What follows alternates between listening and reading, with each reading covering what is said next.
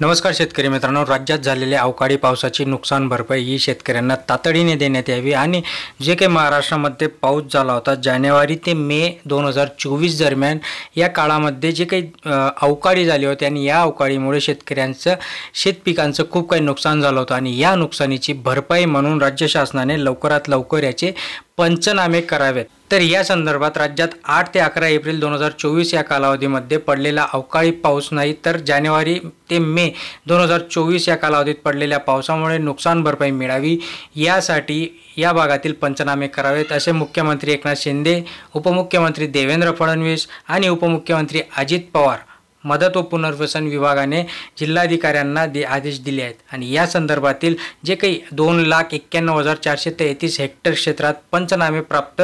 झाले आहेत त्याच्यामध्ये 3,23,219 शेतकरी हे पात्र झाले आहेत आणि यांच्यासाठी 495 कोटी रुपयांचा प्रस्ताव आहे। आता 495 कोटी रुपयांचा जो काही प्रस्ताव आहे तो लवकरात लवकर शेतकऱ्यांना देण्यात यावा। आता हे जे हे लवकरात लवकर याची जी काही प्रोसेस ही प्रोसेस जुलैच्या एंडिंग पर्यंत करावी आणि शेतकऱ्यांना जी मदत आहे ती मदत लवकरात लवकर देण्यात यावी जेणेकरून शेतकऱ्यांना मिळणारा जो काही